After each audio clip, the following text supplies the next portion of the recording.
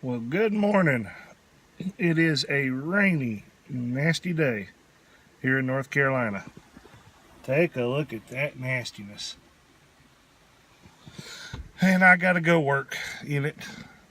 But I want to show you something that was sent to me in the mail. And it's worthy of a video all by itself. There's going to be some more digging, but you got to take a look at this. Now, I'm sure a lot of you, especially if you're on Stealth Diggers Facebook page or even the Hoover Boys, you're going to know this guy. Martin Greengrass Matthews. Awesome individual. I'm going to show you his channel. I'm going to talk a little bit about him in just a second.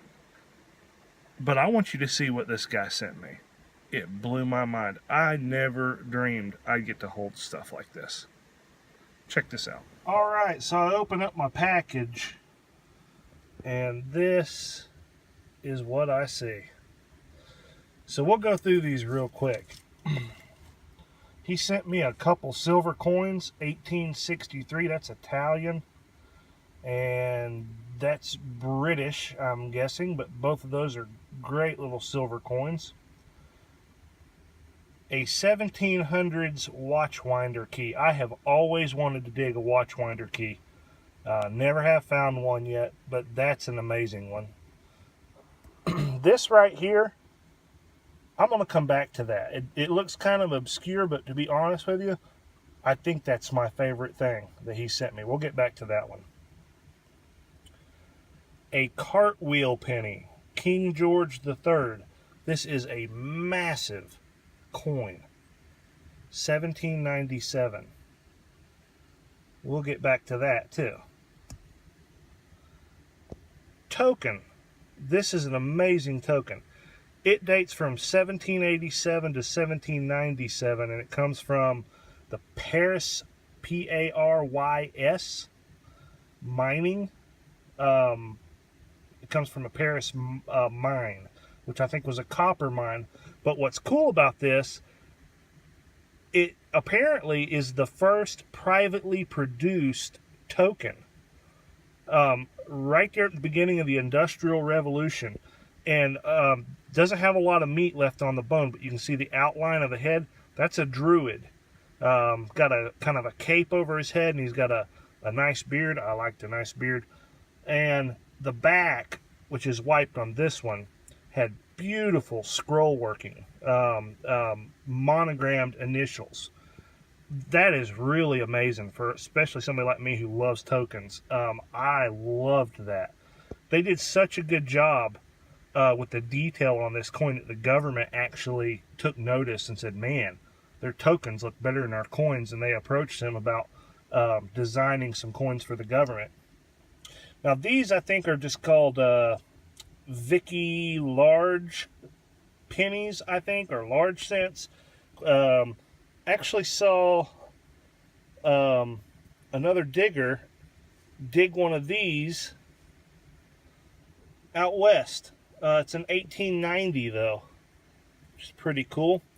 And then three varieties of the same coin but slightly newer, all around the early 1900s. We've got a bale seal here. I think it says extra superfine or something like that, which is awesome. And then another 1700s mining token. Now that one doesn't have any detail, but it is also a nice big thick token. And a musket ball. I was so excited. I never dreamed of holding a coin that old. My oldest coin is an 1863 Indian head, so that is just amazing. But that's not the oldest coin here, and I bet you guys knew already what that was. That's a Roman coin.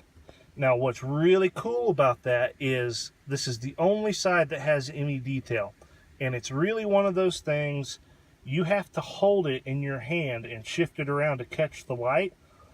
But I think I ID'd this coin.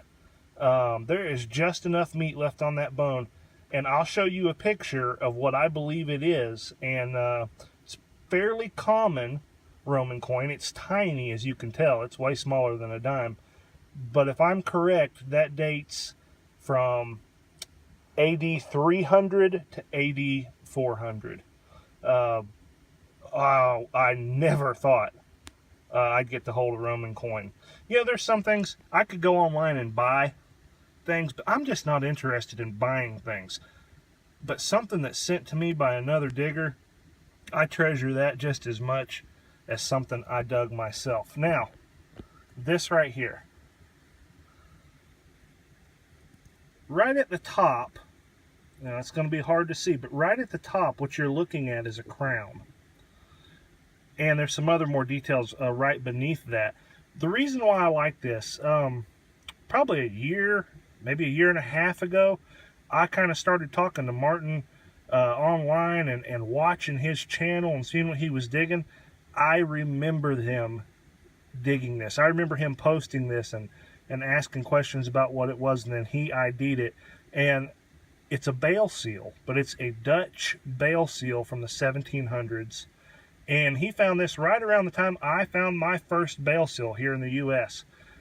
And I just remember thinking how cool it was. He was able to ID this thing and how old it was. He sent it to me. That's special. That really means something to me right there. And so that's why, man, even though there's a Roman coin laying there, I think this is my favorite. So, Martin, thank you so much, bud. I was blown away that you sent me all this stuff. Was not expecting it. Absolutely love it.